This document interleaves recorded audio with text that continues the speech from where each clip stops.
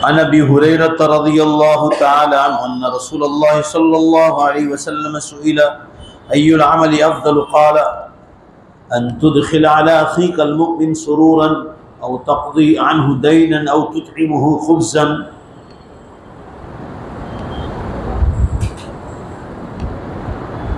अबू हुरैरा रज़ियल्लाहु तआला अन्हु इरशाद फरमाते हैं, क्या हो भाई यहाँ चलेगा?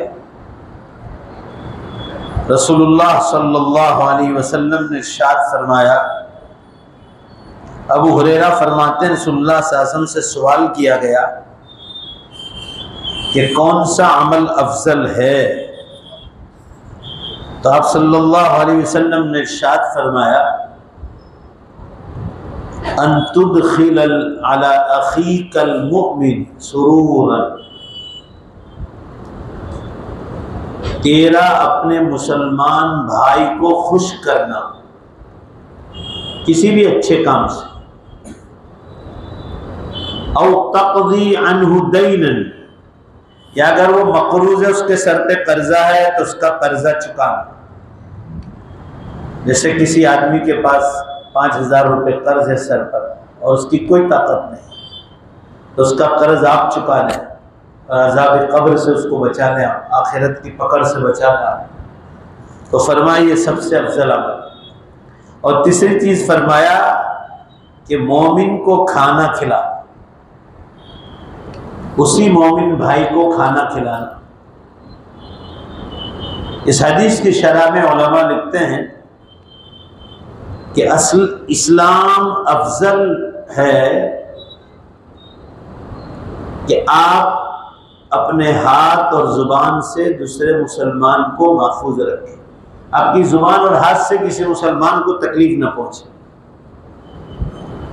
अगर आप ये दर्जा तय करके दूसरे भाइयों को चैन और सुकून और मसरत और खुशी मुहैया करना और उनकी ज़रूरत पूरी करना शुरू कर देते हैं, तो ये हदीस पढ़ो जो आगे आ रही है, सैयदना अबू हुरैरा रज़ियल्लाहु अन्हु से मरवी है, नबी अकरम सल्लल्लाहु अलैहि वसल्लम ने इरशाद फरमाया, मन नफ़्फ़स अन मुमिनिन कुर्बतिन मिन कुरबिद दुनिया नफ़्फ़सल्लाहु अन्हु करबतन मिन कुरबिद यौमिल क़ियामह मन यस्सर अला मुहसिनिन यस्सरहुल्लाहु अलैहि फिद दुनिया वल आखिरह मन सतर मुस्लिमन सतरहुल्लाहु फिद दुनिया वल आखिरह वल्लाहु फी औनिल अब्दि मा काना अल अब्दु फी औनि अखीह। रवाहु मुस्लिम। जो सब किसी मुसलमान की से दुनिया की तकलीफों में से कोई तकलीफ दूर कर, किसी मुसलमान पर कोई भी तकलीफ है और आप उसको दूर कर सकते हैं, अल्लाह ताला उसकी क़यामत की तकलीफों में एक तकलीफ दूर करेगा, अगर हम दुनिया की कोई एक तकलीफ दूर करें। आगे फरमाया, जो मुसलमान किसी गरीब और बदहाल मुसलमान पर आसानी करेगा, अल्लाह ताला दुनिया और आखिरत दोनों में उसके लिए आसानी पैदा फरमाए। जो आदमी किसी मुसलमान की ऐब को छुपाएगा, अल्लाह ताला दुनिया और आखिरत में उसके ऐब को छुपाए। अल्लाह ताला अपने बंदे की आगे की हदीस आई, अल्लाह ताला अपने उस बंदे की मदद में लगा रहता है जब तक बंदा अपने भाई की मदद में लगा रहता है। आजकल ये बातें बहुत कम है। मुसलमान नमाज रोजे को दीन समझ बैठे, नमाज रोजे तो इबादत है, अगर किसी को मदद करने की बात करो आप, अभी कर्नाटका में घर के 5 आदमी ने खुदकुशी कर, लोगों से उधार मांगा था तो नहीं दिया, उन्होंने बैंक से लोन ली, आलिमों से पूछना चाहिए, वो बैंक भरपाई नहीं कर पाए तो बार बार परेशान कर रहे थे, उन्होंने खुदकुशी कर ली। नौजुबिल्लाह अस्तग़फिरुल्लाह। खुदकुशी करना तो हराम है। उन्होंने बहुत से लोगों से मदद मांगी थी, कहीं मदद नहीं मिली, आखिर में ये कदम उठाया। जो उनका करना गलत था, खुदकुशी हराम, आदमी सब्र करे। हमारे सूरत में भी तो किस्सा हुआ, बेटी की शादी पर लोगों से पैसा मांगा, दोस्तों से, किसी ने नहीं दिया तो खुदकुशी कर बैठे। आप अखबार में, पेपर में, ये क्यों होता मालूम है? घरों में दीन जब तक नहीं होगा ये सब चीजें होती रहेंगी। दीन होगा, दीन आपको पकड़ के रखेगा। ये जान दी हुई अल्लाह की है, उसको हलाक व बर्बाद नहीं कर सकते।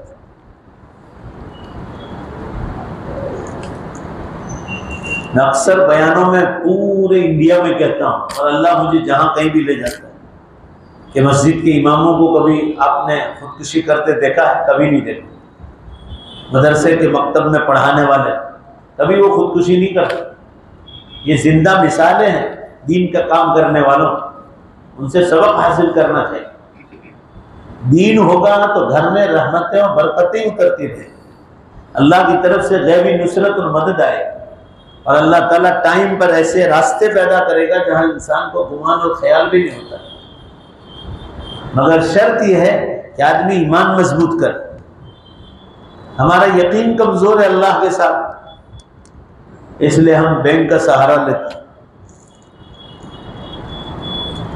हमें चाहिए कि अपने मुसलमान भाइयों की जिंदगियों को खुशियों से भर दें, उनकी ज़रूरियात को पूरा करें, उनकी परेशानियां दूर करने के लिए मेहनत करें। नीज किसी भाई को हमारी वजह से कोई परेशानी या पशेमानी, रंजो गम लाहिक नहीं होना चाहिए। हमारी तरफ से किसी को कोई तकलीफ नहीं पहुंचनी चाहिए। उसमें हमारा अपना फायदा है कि हमारी आखिरत संवर जाएगी, आखिरत हमारी चमक जाएगी। आगे की हदीस आ रही जिसमें फरमाया जा रहा है कि दुनियावी जो आजमाइश और इम्तिहान होता है, परेशानी आती है, अंजाम उसमें भलाई होती है। बस आदमी को सब्र करना चाहिए। इसलिए मैं बार बार कहता हूं कि कुरान पाक में 2 किस्म की आयत नाजिल फरमाई गई। एक शुक्र की आयत, नेमतों पर शुक्र अदा करना, वो आयतें 60 से भी कम है, और सब्र की आयतें, मुसीबत पर सब्र करना, ये 125 के करीब। क्यों अल्लाह ताला ने सब्र की आयतें ज्यादा नाजिल फरमाई? अल्लाह ताला मुसलमानों को बतलाना चाहते हैं कि परेशानियां आती रहेगी, आती रहेगी। आप सल्लल्लाहु अलैहि वसल्लम फरमाते हैं हदीस में, हत्ता तलक़ौनी अलल हौज़, इतनी परेशानी आएगी कि यहाँ तक के हौज़े कौसर पर सब्र करो, सब्र करो, सब्र करो। 3 बार इरशाद फरमा, इस्बिरो इस्बिरो इस्बिरो हत्ता तलक़ौनी अलल हौज़, यहाँ तक के हौज़े, इतना सब्र करो कि हौज़े कौसर पर मुलाकात हो जाए। तकलीफ आए उस पर सब्र करना चाहिए। अगर कभी भी खुदकुशी और आत्महत्या, सुसाइड नहीं करना चाहिए, बहुत बड़ा गुनाह है। पिछले हफ्ते हदीस गुजर चुकी कि जो आदमी अपनी जान को हलाक करता है, अल्लाह ताला फरमाते हैं कि मेरा बंदा, मेरी दी हुई नेमत थी जान, उसको हलाक करने का, मारने का मुझे हक है, मुझसे भी ज्यादा आगे निकल गए, इसलिए इसको हराम कहा गया।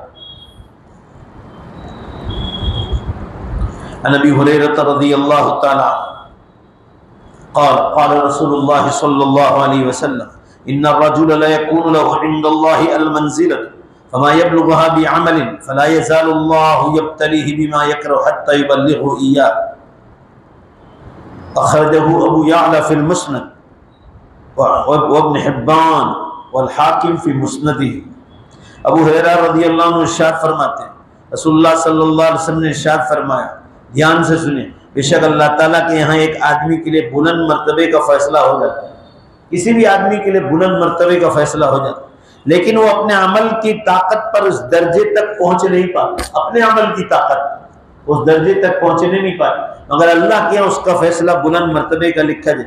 इसलिए अल्लाह ताला उसको ऐसे मामलात के साथ आजमाते रहते हैं जो उसे नापसंद होते हैं, हत्ता कि उसको इस मर्तबे तक पहुंचा देते। अल्लाह ताला आजमाइश पर आजमाइश लेते। उसके पास अमल ऐसा नहीं कि उतने मर्तबे तक पहुंच जाए, मगर अल्लाह ताला उस पर परेशानियां उतारते रहते हैं, यहाँ तक कि वो सब्र करता रहता है, और सब्र के बदले पर अल्लाह उसको दर्जे तक पहुंचा देता। बाकी उसके अमल से उस दर्जे तक नहीं जाता। उलमा इस हदीस की शरह में लिखते हैं कि जिस्मानी बीमारियां, जो बदन को बीमारियां लगती हैं, आजमाइशें और रूहानी परेशानियां गुनाहों का कफ्फारा है।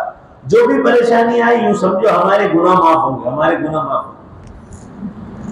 हजरत उम्मुल अला रज़ियल्लाहु तआला अन्हा फरमाती है, एक सहाबी औरत है कि मैं बीमार थी। एक सहाबी औरत है, वो फरमाती मैं बीमार थी, उम्मुल अला नाम। रसूलुल्लाह सल्लल्लाहु अलैहि वसल्लम मेरी बीमार कुर्सी के लिए तशरीफ लाए। अब सल्लल्लाहु अलैहि वसल्लम उनकी बीमार कुर्सी के लिए गए और फरमाया, क्या फरमाया? अबशिरी या उम्मल अलाई फ़इन्न मरज़ल मुस्लिम यज़हबुल्लाहु बिहिल ख़ताया कमा तुज़हिबुन नारु ख़ब्सद ज़हबी वल फ़िद्दत। आप सल्लल्लाहु अलैहि वसल्लम ने क्या फरमाया उम्मुल अला से, ए उम्मुल अला खुश हो जाओ, अल्लाह ताला मुसलमान की बीमारी की वजह से उसके गुनाहों को इस तरह साफ करता है जैसे आग की भट्टी सोने और चांदी के काट को खत्म कर दे।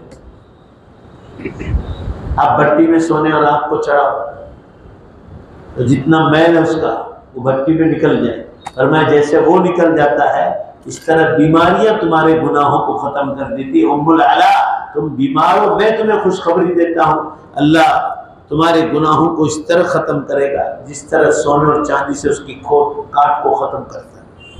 अगरचे बीमारियों और आजमाइशों को बर्दाश्त करना हर एक का काम नहीं, लेकिन अल्लाह ताला ने खुसूसी एहसान करते हुए उनको हमारी लफ्जिशों और गुनाहों के आसार को खत्म करने का एक बहाना बना दिया।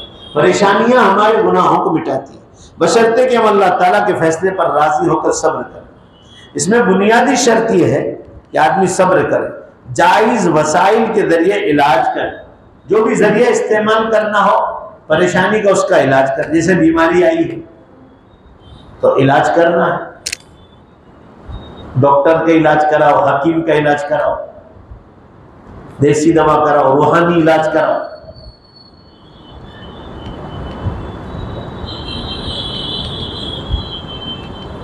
शिफायाब न होने या शिफा में देर होने की सूरत में अल्लाह ताला के फैसले पर मुकम्मल रजामंदी का इजहार करें। कभी लेट भी बीमार अच्छा हो तो भी अल्लाह के फैसले पर राजी रहे, या शिफा न मिली तो भी फैसले पर राजी रहे। जैसा कि अबू हुरैरा रज़ियल्लाहु अन्हु से रिवायत है, रसूलुल्लाह सल्लल्लाहु अलैहि वसल्लम ने इरशाद फरमाया, क़ाल अल्लाहु तआला ज़ब्तलैतु अब्दी अल-मुअमिना वलम यशकुनी इला अवादिही अतलक़्तुहु मिन इसारी थुम्मा अब्दलतु लहमन खैरन मिन लहमिही व दमन खैरन मिन दमिही थुम्मा यस्तानिफुल अमल। हदीस का मतलब, अल्लाह ताला ने फरमाया जब मैं अपने मोमिन बंदे को आजमाता हूँ, उसकी परीक्षा लेता हूँ और वो ईमानदारी करने वालों के सामने मेरा शिकवा नहीं करता। अल्लाह जैसे किसी को बीमारी दी और बीमार कुर्सी करने उनके सामने अल्लाह की शिकायत नहीं करता है। बाज़ दफा लोग कहते हैं कि अल्लाह ताला को अपना ही घर मिला, नऊज़ुबिल्लाह अस्तग़फिरुल्लाह, तो आपने शिकवा किया किसी से कि अल्लाह ताला ने बीमारी दे दी मुझे। फरमाया अगर मेरी शिकायत नहीं करता है तो उसको इस तकलीफ से आजाद कर दूंगा, तकलीफ से बाहर निकाल दूंगा, उसके पहले गोश्त के एवज बेहतरीन गोश्त अता करूंगा, यानी उसके बदन में जो गोश्त है उससे अच्छा गोश्त बना उसके बदन पर दे दूंगा, बदन में अगर बीमारी। इसी तरह उसके पहले खून के बदले में बेहतरीन खून अता करूं। बदन में जो दौड़ता हुआ खून है अगर वो मेरी शिकायत किसी से नहीं करेगा उतारी हुई मुसीबत पर, तो मैं उसको बेहतरीन खून नसीब करूंगा जिससे वो शिफायाब होगा और वो असरे नौ अमल करता है और फिर वो क्या है, नए सिरे से जिंदगी में अमल करेगा। आगे की हदीस आ रही जिसमें बतलाया जा रहा है कि इंसान के अच्छे और बुरे होने का मदार उसके दिल पर है। नुअमान बिन बशीर रज़ियल्लाहु अन्हु क़ाल समिअतु रसूलल्लाह सल्लल्लाहु अलैहि वसल्लम यक़ूल इन्न इब्न आदम मुज़ग़तन इज़ा सलुह साइरु जसदी व इज़ा फसद साइरु जसदी अला वहियल क़ल्ब। ये हदीस मशहूर है, फ़ज़ाइल अमाल में भी है। नुअमान बिन बशीर रज़ियल्लाहु अन्हु बयान करते हैं रसूलुल्लाह सल्लल्लाहु अलैहि वसल्लम ने फरमाया बेशक इंसान के जिस्म में एक ऐसा टुकड़ा है अगर वो सही हो तो सारे जिस्म की इस्लाह हो जाती है। अगर वो टुकड़ा बदन का सही है तो बदन के सारे हिस्से सही, और अगर वो बिगड़ जाए तो सारा बदन बिगड़ जाता है। खबरदार रहो वो टुकड़ा कौन सा है, फरमाया वो दिल है। दिल अगर दिल सही इंसान का, यानी नेगेटिव थिंकिंग नहीं, गलत सोचने का अंदाज दिल का नहीं, अच्छे काम करने के ख्यालात है दिल, तो ये इंसान के नेक होने की दलील। और बुरा सोचने की आदत है, बुरे ख्यालात लाने की आदत है, तो समझो कि ये आदमी बुरा है। तो दिल अगर इस्लाह शुदा है, सही है, तो पूरा बदन सही है, और दिल में खोट है तो पूरे बदन में खोट रहे। बिला शक व शुबा इंसान के दिल को मरकजियत हासिल है। अगर दिल में नेक जज्बात हो, नेक नियत हो, तो बदन पर भी नेकी के आसार जाहिर होते हैं। और दिल में कजी और टेढ़ापन हो तो बदन में भी एतदाल नहीं आ सकता, बदन भी टेढ़ा, बदन में भी परेशानी आ जाए। मालूम है कि आदमी दिल को पाकर, अरबी में जिसको सहीहुल कल्ब कहा जाता है, दिल का सही हो।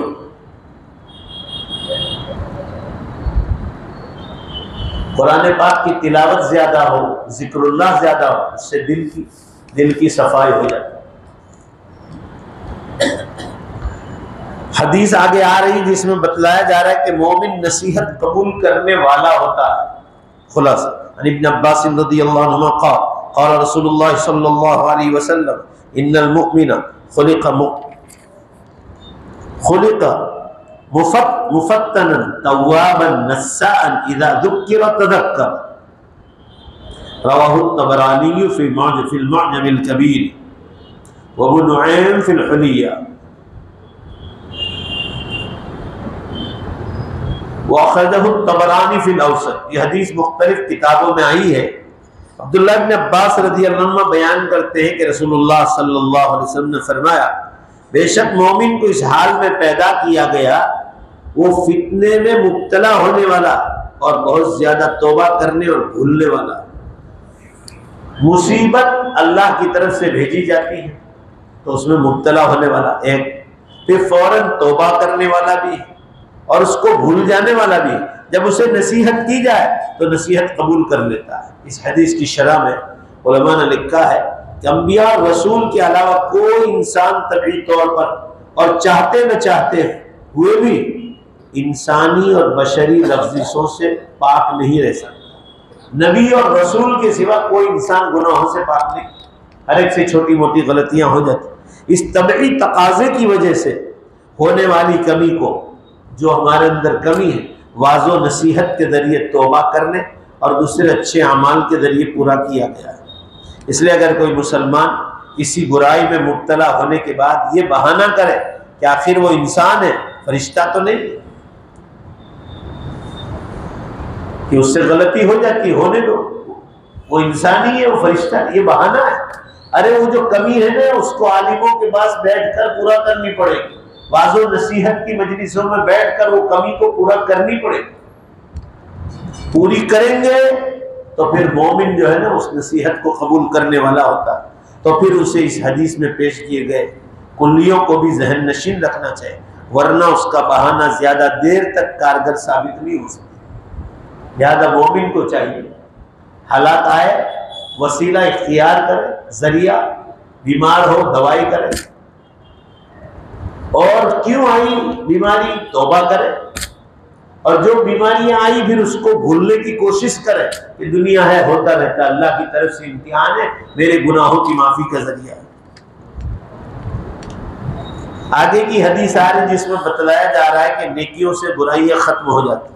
उक़बत इब्न आमिर रज़ियल्लाहु तआला अन्हु क़ाल रसूलुल्लाह सल्लल्लाहु अलैहि वसल्लम इन्न मसलल्लज़ी यअमलुस्सय्यिआत थुम्मा यअमलुल हसनात कमसली रजुलिन कानत अलैहि दिरउन ज़य्यक़तुन फलम क़द ख़नक़तहु सुम्मा अमिल हसनतन फनफ़क्कत हलक़तन सुम्मा अमिल हसनतन उख़रा फनफ़क्कत हलक़तन उख़रा हत्ता यख़रुज इलल अर्द।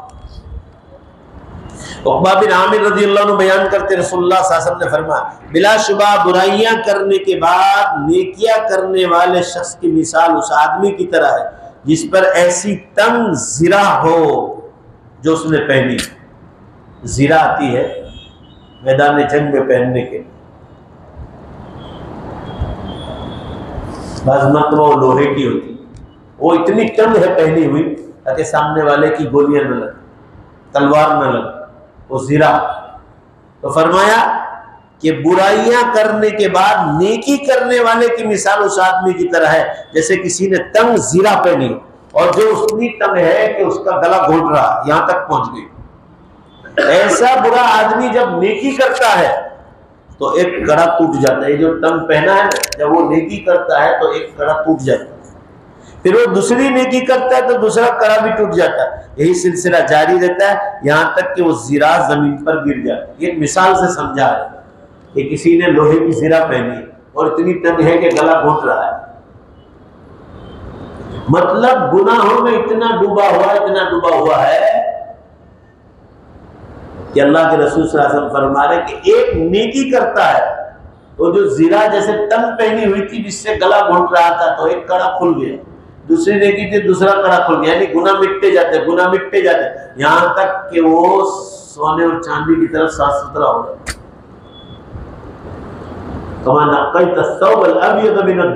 जैसे हदीस में आता है, सफेद कपड़े से दाग और मैल किस तरह खत्म हो जाता है, इस तरह आदमी नेकियां करता है तो अल्लाह ताला उसकी बुराइयों को खत्म कर देता है। सैयदना अबू दर रज़ी अल्लाह अन्हु और सैयदना मुआज़ बिन जबल रज़ी अल्लाह अन्हु से मरवी है कि रसूलुल्लाह सल्लल्लाहु अलैहि वसल्लम ने फरमाया, इत्तक़िल्लाह हैसुमा कुन्ता वत्तबि'िस सय्यअता अल हसनता तमहुहा व खालिक़िन नास बिखुलुक़िन हसन।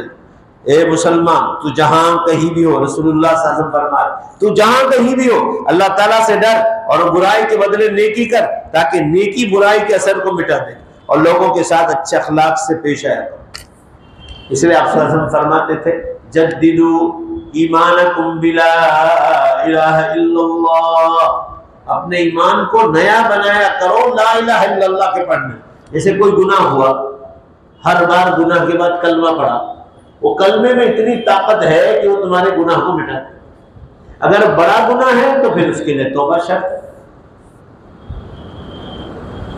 रात दिन जो छोटे मोटे गुनाह होते हैं, अगर कलमा पढ़ा, गुनाह हुआ कलमा पढ़ा, फौरन वो बुराई खत्म हो जाती। जद्दिदू ईमानकुम बिला इलाहा इल्लल्लाह मुहम्मदुर रसूलुल्लाह सल्लल्लाहु अलैहि वसल्लम।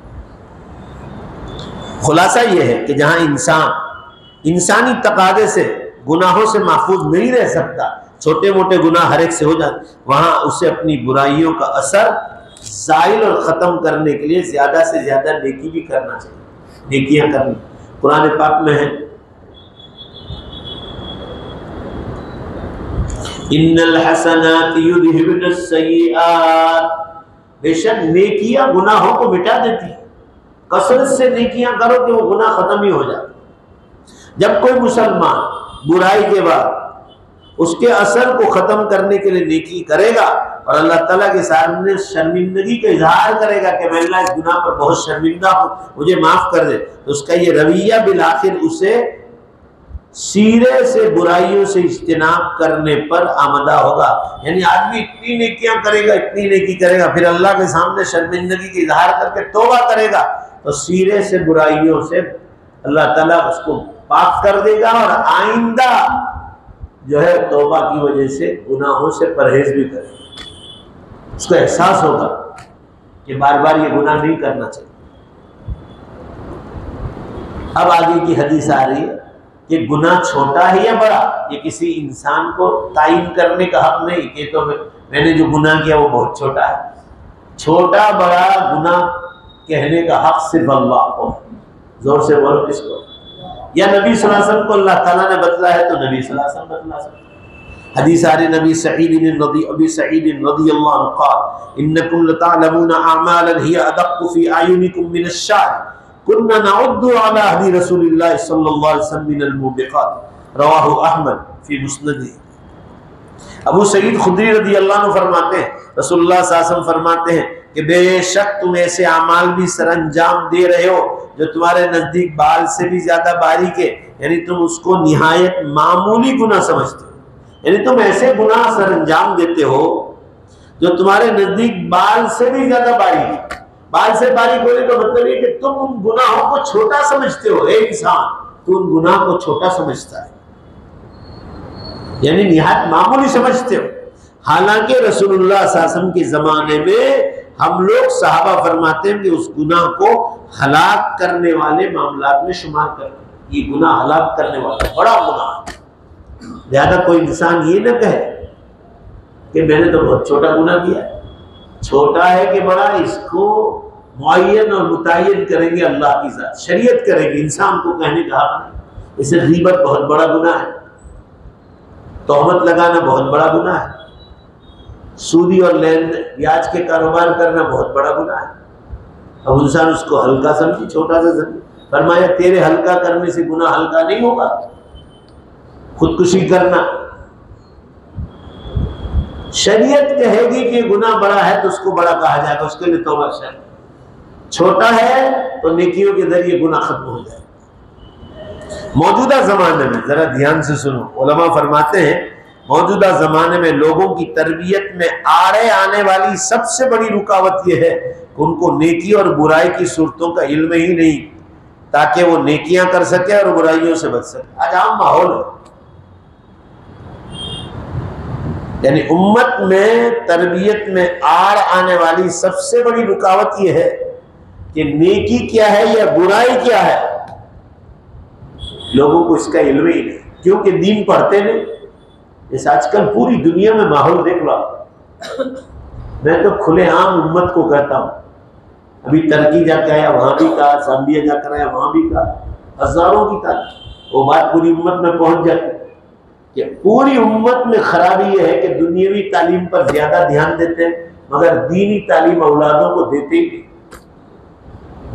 इंग्लिश मीडियम हिंदी मीडियम के नाम पर बच्चों को स्कूलों में कॉलेजों में भेजते हैं और कोई हाफिज जी को पकड़ लेते हैं, वो जरा आधा घंटा घर पे आ गया, कुरान सिखा दिए, समझ ले, पढ़ा दिया, दीन पढ़ा दिए, उसको हलाल और हराम की तमीज सिखाओ, बेइज्जती समर, बेइज्जती जेवर, तालीमुल इस्लाम, अल्लाह के रसूल, दीनी किताबें, ये सब पढ़ने के बाद आपका बच्चा हलाल और हराम समझे, और हलाल और हराम नहीं समझे तो फिर वो जो चाहे जिंदगी गुजारे।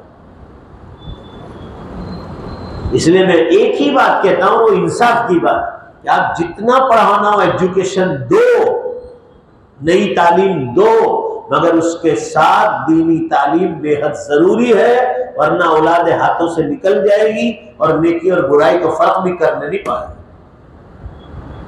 जाओ जिनके बच्चे कॉलेज यूनिवर्सिटियों में जाके देख लो और उन्होंने दीन नहीं पढ़ाया। आपको इसलिए कह रहा हूं कि आपके जो छोटे छोटे बच्चे अभी से आप उनको संभालो। या मेरे पास आज इलाज के लिए कितने लोग आए, जिसमें आज कितनी माओं ने और भाई ने कहा कि 12 साल का लड़का 14 साल का इंग्लिश मीडियम में जाता है, मुंह पर जवाब देते हैं, तू बतू जवाब देते हैं। मैंने कहा आप कोई मदरसे में बच्चे को पढ़ाने भेजते हैं? तो कह रहे उस्ताद घर पे आते। देखा, मैंने कहा यही मुसीबत है तुम्हारी।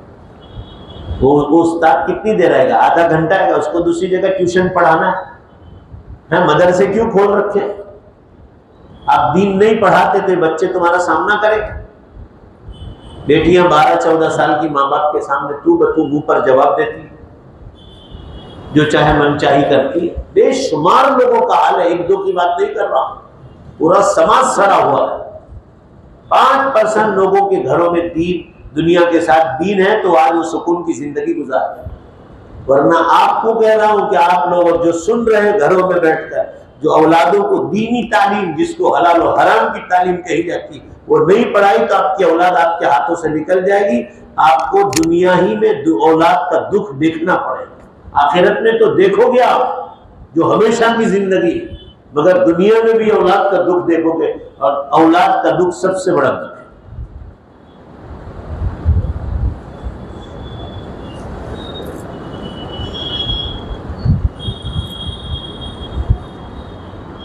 तो जो सबसे बड़ी रुकावट है वो है नेकी और बुराई की तमीज ही नहीं लोगों में, इल्म ही नहीं दीन का। इल्म दीन होगा तो हलाल और हराम में फर्क करेंगे, हलाल को करेंगे, हराम से बचेंगे। अब कॉलेज यूनिवर्सिटी में जाओ, कितने मुस्लिम लड़के लड़कियां गैरों की सोहबत में रहकर शराब पीने लगे, ड्रग्स कर रहे हैं, नशा कर रहे हैं। आज एक केस आया था, एक बहन उसकी मां को लेकर आई थी, वो कह रही थी कि मेरा शौहर ड्रग इंजेक्शन ले रहे, घंटों घंटों पड़ा रहता है नशे की हालत। तो नशा छुड़वाने के लिए कुरान हदीस में अमलियात, कुरान हदीस में ऐसा पावर है रूहानी कि शराब हो, नशा हो, सिगरेट हो, जुगार खेलते हो, आप करो। यहाँ हमारे कितने लोग आकर कहते हैं कि माशाल्लाह शराब छूट गई, जुआ छूट गया। कुरान पाक में ताकत है, मगर यकीन मजबूत होना चाहिए। तो मैं अर्ज कर रहा था, ये सब बुराइयां इसलिए है कि घरों में दीन नहीं, और जितनी बहनें या भाई आते हैं वो कहते हैं कि औलाद नाफरमान। तो मैं कह रहा हूँ कि घरों में तालीम करो, 5-10 मिनट भी बिठाओ, फज़ाइल अमाल की तालीम करो, कुरान हदीस की 2 बातें उनके कानों तक पहुंचाओ, तो फिर जो है ना औलाद में दीन होगा, ऑटोमेटिक वो बुराई और नेकी को समझेंगे, नेकियां करेंगे, बुराइयों से बचेंगे, फिर समाज में भी नेकियां फैलेंगी। मिसाल के तौर पर आज के जमाने में बेपर्दगी देख लो। अरे बेपर्दगी का ये हाल है मुसलमानों, ये जो कुछ समाज में दीनदारी की वजह से पर्दा करते हैं, शादियों में वो भी बेपर्दा हो जाते हैं।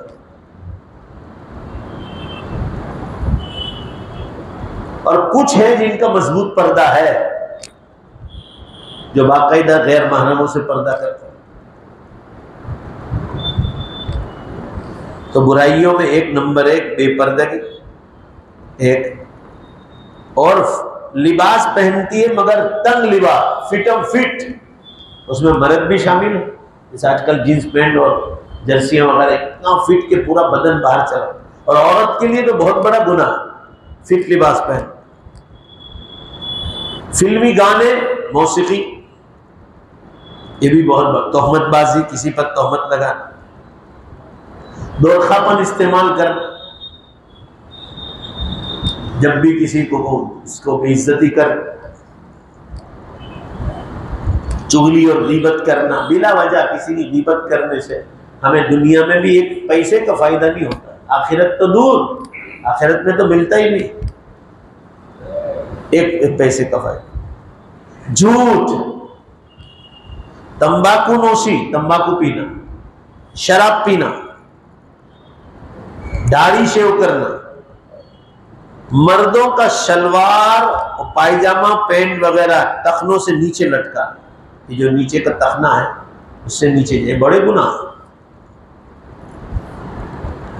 दाढ़ी तराशना, दाढ़ी या तो छोटी रखना या बिल्कुल तो काट ले, या रखे तो छोटी सी खत करवाना, चेहरे से बाल उखाड़ना, मूछें लंबी लंबी रखना, दाढ़ी नहीं मगर मूछें लंबी लंबी, बहुत आम है। आप देख रहे हैं, अब जाके देखो, आप मूछें बड़ी बड़ी रखी तो दाढ़ी शेव करना। पड़ोसियों को तंग करना आज बहुत आम है, पड़ोसियों को सताना, यानी लोग उसको गुनाह ही नहीं समझते। फिर अपने आप को नेक और बड़ा समझना और दूसरे को घटिया समझना, ये दूसरे डाउन किस्म के लोग।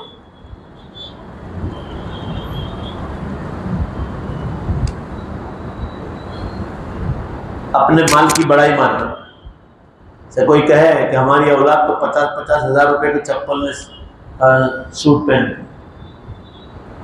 तो क्या जन्नत में आ गया?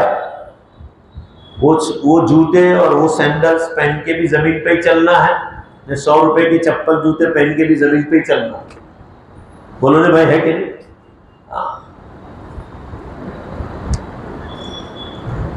ज्यादा किसी को घटिया नहीं समझ सकते, किसी को डाउन समझ, क्या मालूम अल्लाह के नजदीक उसकी कितनी इज्जत।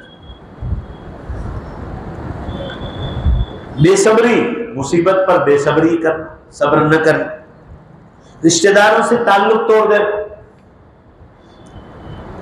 नाराजगी इख्तियार करना रिश्तेदारों से, हद से ज्यादा बकवास करना जिसका दुनिया आखिरत में कोई फायदा नहीं, जुबान का बकवास, हलाल और हराम की तमीज न करना। आज की औलादें देखो, मैग्नाडोर्स में घुस जाती है और ईसाई और यहूद की कंपनियों में जो बड़ी बड़ी होटलें उन्होंने बना रखी है, हलाल और हराम की कोई तमीज नहीं। वहां उस पर यही लोग खुद ही, यहूद नसारा खुद ही सिक्का मारते हैं हलाल, वो बड़े बड़े मॉलों पर भी हलाल यूं करके लिखा है ना, हम घुस जाते।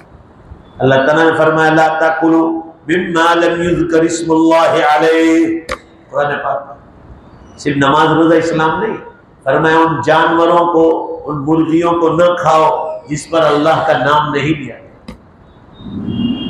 आप जा ही नहीं सकते, KFC में नहीं खा सकते आप, और जितनी और कंपनियां हैं यहूद और नसारा, झटके का गोश्त किसी गैर मुस्लिम ने काटा हो, जब तक आपको पक्का यकीन न हो जाए आप नहीं खा सकते।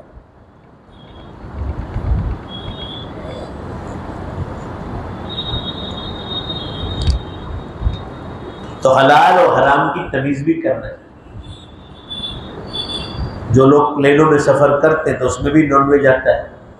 गैर मुस्लिम एयरलाइंस जो है गैर मुस्लिमों की भी होती है, उन्होंने हलाल के सिक्के मार रखे। एयरपोर्ट पर भी हलाल के सिक्के मारे, चिकन हलाल, तो उन्होंने खुद ने मारे। क्या 2-4 दिन सफ़र में हो तो सब्जी नहीं खा सकते, दाल नहीं खा सकते? सब्जी और दाल भी तो खा सकते हैं।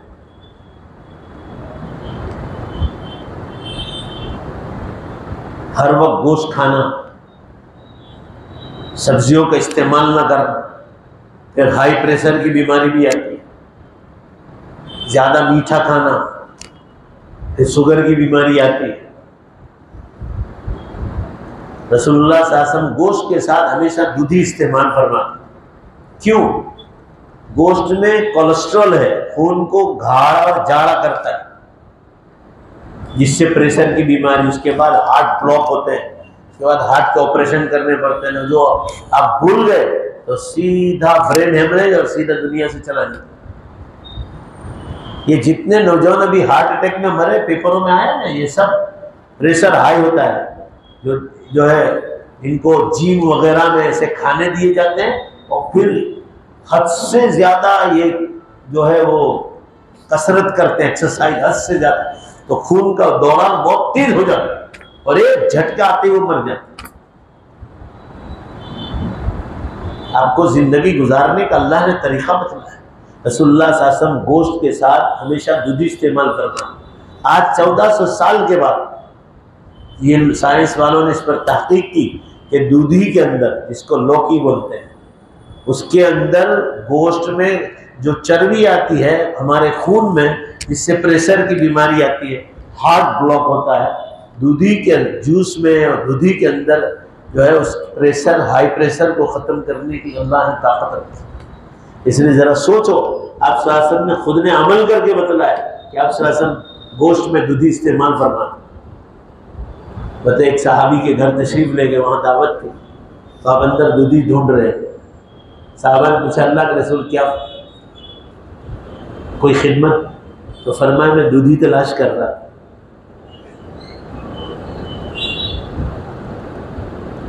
साइंस भी है इस्लाम में, आपको जिंदगी गुजारने का तरीका बताया। आज आम हालत देखो आप, लोग गले तक खाते हैं, गले। तंदुरुस्त रहना है तो रसूलुल्लाह सल्लल्लाहु अलैहि वसल्लम ने फरमाया कि पेट के 3 हिस्से करो, एक में खाना, एक में पानी और तीसरा हवा के आने जाने के लिए रखो। फरमाया तसिह हो, तुम तंदुरुस्त रहो।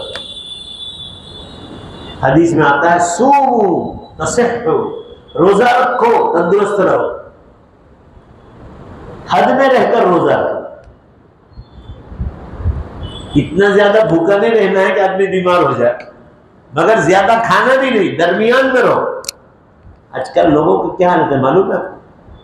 सुबह का नाश्ता भी पेट भर कर, ऑमलेट खाया ही करते, दोपहर का खाना भी पेट भर और रात का खाना भी पेट भर। फिर पेट भी आगे निकलता है, पुष्ट भी आगे निकलती, सब आप देखो लोग चलने दौड़ने निकलते। 100 ऊपर पेशेंट तो हमारे यहाँ होते हैं, 100 के ऊपर।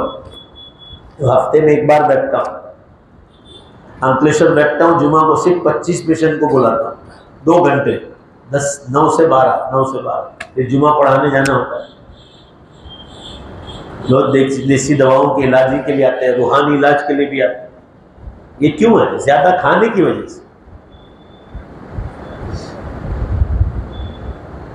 तंदुरुस्त रहना है तो दरमियानी दर्जे में रहो, कोई बीमारी नहीं आएगी इंशाअल्लाह।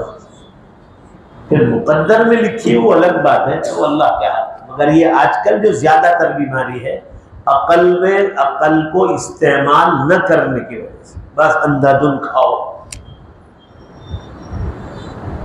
आपने देखा बाद होटलों में बोर्ड लगे अनलिमिटेड खाना, तो लोग क्या करते हैं मालूम है? वो दिन पूरा दिन खाते ही नहीं वो खाना के, दोपहर का खाना ही नहीं खाते, तो वहां जाके सपाटे वाले बुलाते और गले तक भरते हैं, रात को ऐसे ही फिर सो जाते हैं। प्रेशर वेशर की बीमारी हो तो फिर अटैक आता है, जोर से प्रेशर। ये प्रेशर की बीमारी आपके हदीस आगे आ चुकी है। रसूलुल्लाह सल्लल्लाहु अलैहि वसल्लम ने इरशाद फरमाया था कि ये बीमारी इतनी खतरनाक है जो कयामत से पहले जाहिर होगी, जिसको इहराकुद्दम कहा जाता है, खून के दबाव का बढ़ना, जिसको इंग्लिश में हाई प्रेशर कहते हैं। फरमाया ये बीमारी इतनी खतरनाक है कि इंसान को कब्र में पहुंचाती है। ये हो ही रहा है मगर कोई समझने के लिए तैयार नहीं। हाई प्रेशर आए तो आप उतने दिन गोश्त, अंडे, घी, बालाय, आप जो है चीज, ऐसी कोई चीज नहीं खा सकते। फिर उस पर से जो इलाज बतलाया जा रहा है वो कर लो। अब इधर इलाज भी कर रहे, इधर गोश्त अंडे भी अंदर जा रहे हैं, वापस कोलेस्ट्रॉल अंदर भर रहा है, वापस वही के वही हो जाओगे। 25 दिन बिल्कुल सब्जी और दाल पे रहो। ऐसे लोग बीमारी कराते हैं, चमड़ी की बीमारी, लड़के लड़कियां यहाँ आते हैं, औरतें मर। 2 बीमारियां, एक्जिमा की बीमारी, बड़े बड़े चमड़ियां यहाँ हो जाती, बड़े बड़े फोड़। तो हम कहते हैं कि गोश्त अंडे 15 दिन नहीं खा सकते, सब्जी दाल पे रहो। जब ऐसा लिख कर देते हैं ना तो मुंह कैसे होता है, देखो मेरी तरफ यूं करते हैं, मेरे सामने करते हैं। यानी सब्जी दाल खाने का नाम, अरे ये बीमारी तो पहले निकालो। जब आप गोश्त अंडे नहीं खाओगे और खून खराब है तो ये 15-50% तो आप परहेज कर रहे हैं, उसी से बीमारी निकल जाएगी, क्योंकि अंदर जा नहीं रही खराबी गोश्त अंडे की वजह से, नॉनवेज से। और 50% जो है वो दवा से निकल जाएगी। 15 दिन में तो वो चमड़ी पूरी तरह साफ हो जाएगी। कितने हार्ट अटैक आ रहे हैं, लो प्रेशर में लोग मर रहे, हाई शुगर में मर रहे, लो शुगर में मर रहे। अल्लाह की बहुत बड़ी दी हुई नेमत है तंदुरुस्ती, उसकी कदर करनी चाहिए। अल्लाह ताला, हाँ, 2 लकीरें सुन। तो ये सब बड़े बड़े गुनाह है। हलाल और हराम का फर्क न करना, तिलावत से दूरी, कुरान पाक की तिलावत नहीं करना। 1 रुकू पढ़ो, 2 रुकू पढ़ो, पाव पारा, आधा पारा, 1 रुकू, मगर हमेशा पढ़ो, हमेशा, किसी भी हाल में मामूलात छूटने नहीं चाहिए। इसी तरह औरतों का नंगापन इस्तेमाल, नंगेपन में रहना, यानी एक तो है बदन छुपा हुआ मगर बारीक कपड़े पहन रही है, या फिटम फिट है जिससे पूरा बदन बाहर आ रहा है, वो तो ठीक है। दूसरा है नंगापन, कि मर्दों की तरह कपड़े पहनना। जैसे अभी आजकल देखो, और जवान लड़कियां, यहाँ जो नाफ है पेट, वहां तक का शर्ट आ गई, वहां से लेकर शलवार तक का पूरा पेट जो है खाली, फिर शलवार यहाँ तक की, चड्डे पहन रही, यहाँ तक की टखनों के नीचे जा रही है, कहीं कहीं तो टखनों से ऊपर चड्डे पहनकर गाड़ियों में घूम रही है। और उसके असरात मुसलमानों के घरों में भी आए, चाहे 5% हो मगर है। इसी तरह ये भी बड़ा गुनाह है कि बनावटी नाखून लगाना या नेल पॉलिश करना। बालों में अगर ना हो बाल तो विग लगाना, किसी सलाम का एहतमाम न करना वगैरह वगैरह, ये सारे बड़े बड़े गुनाह। अगर उसकी लिस्ट गिरी तो चंद मिसालें बतलाई। फरमाया कि घरों में दीनी तालीम नहीं होगी तो ये सारी बुराइयां घरों में आएंगी। आपके बेटे भी हाथ से निकल जाएंगे और बेटियां भी हाथों से निकल जाएंगी। हम ये मोहतमीम साहब मिले थे, लड़कियों को मदरसा चलाते हैं, ये अल्लाह के घर में बैठकर कह रहा हूं, बहुत बड़ा मदरसा है लड़कियां। वो मुझे बतलाने लगे कि आप हमारे मदरसे पर कब आते हैं। मैं कहा आएंगे इंशाअल्लाह। कहा क्या पर्दे के में रहकर आपसे बयानात करवाने। मैंने कहा वहाँ उलमा बयानात कर ही रहे। वो कहने लगे कि जिनकी लड़कियां कॉलेज यूनिवर्सिटियों में या बाज़ारों में, मॉलों में या जॉब पर जाती थी, हाथों से निकल गई है। जब वो हाथों से निकल गई तो माँ बाप ने देखा कि अब कोई रास्ता नहीं है सिवाय मदरसों। कहा कि उन लड़कियों को कंट्रोल करना हमारे लिए भी बहुत मुश्किल हो गया। मदरसों में रहती पढ़ रही, धीमे धीमे धीमे धीमे माहौल बनेगा। अगर क्यों कि वो आजाद माहौल में से आए। अब माँ बाप की आंख खुली बाद में, तब जाकर मदरसों में डाल। बहुत बड़ी तादाद बाहर से लड़कियां मदरसों में जा रही है, तो आप लड़कियों के मदरसों में जाओ तो आपको पता चले।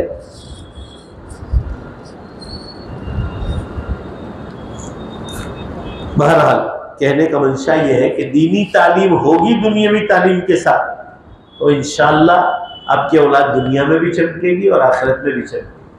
पूरा मजमा जोर से बोलो, मैंने गलत बात तो नहीं कही ना। दुनिया की तालीम के साथ जोर से बोलो, कौन सी तालीम लेना जरूरी? दीनी तालीम। तो फिर मसला आसान। आज आप बाहर चले जाओ। हमारे मस्जिद में आज चंदा है, बंगाल में उत्तर दिनाजपुर, वहाँ से मौलाना इनामुल बारी साहब तशरीफ़ लाए हैं। इस मदरसे का नाम है मदरसा अनवारुल कुरान और 300 तलबा वहाँ तालीम ले रहे हैं और 150 बच्चे बाकायदा रहते भी वहाँ हैं बोर्डिंग में और खाना भी खाते हैं। रमज़ान से पहले मेरा ये मदरसे में प्रोग्राम हुआ था बयान का, मौलाना के मदरसे में उत्तर दिनाजपुर बंगाल में कलकत्ता के पास। तो अब हज़रात तशरीफ़ लाए हैं, तो इनके मदरसे को लिल्लाह सदक़ात और खैरात से मालामाल फरमाए। ये जो हज़रात घरों में सुनते हैं, मर्द हज़रात हो या माँ बहनें, आप जो है मीनारा मस्जिद भी पहुँचा सकते हैं यहाँ के इमाम साहब को या मौज़िन साहब को, तो वो उनको पहुँचा देंगे। अल्लाह ताला हमारे लिल्लाह को, ज़कात को, सदक़ात और खैरात को जो है कबूल फरमाए। और इस वक्त जो पैलेस्ताइन में मसाइल चल रहे हैं, तो सबसे ज़्यादा उनके लिए सदका करने का अगर कोई जगह है तो ये मदारिस। ये बच्चे खाएंगे, गरीब के बच्चे, तो मरहूमीन को सवाब तो पहुँचेगा। मुसलमानों पर दुनिया में जो परेशानी आई उस सबके जरिए अल्लाह ताला बलाओं को और मुसीबतों को दूर करेगा। तो पैलेस्ताइन के नाम से सदका करो, अहले ईमान पर जितनी मुसीबतें उस नाम से सदका करो, और जितने मदरसे आ रहे हैं उनकी इमदाद करो। तो ये मदरसे वाले सही बच्चों पर सही खर्च करते हैं और वो कुरान और हदीस पढ़ाएंगे, तो आपका सही पैसा सही जगह लगेगा इंशाअल्लाह। अल्लाह ताला हमें खर्च करने की तौफीक अता फरमाए। वाखिर दावाना अल्हम्दुलिल्लाह। आज तो बहुत लंबा हो गया, ख्याल भी नहीं रहा, 45 मिनट से ऊपर हो गया। दरूद शरीफ पढ़ ले, दुआ कर। हमारे असलम भाई कौन बीमार? बेटा याहिया बीमार, असलम भाई का बेटा, उनके लिए भी दुआ फरमा। उम्मत में और सभी बहुत बीमार हैं। पैलेस्ताइन में जो ज़ख्मी हो रहे हैं, शहीद हो रहे हैं, दुआ फरमाएं कि अल्लाह ताला फ़लस्तीनियों के बारे में आमीन के हुज़ूर से जो बेहतर हो फैसला जल्द से जल्द आसमानों से नाज़िल हो।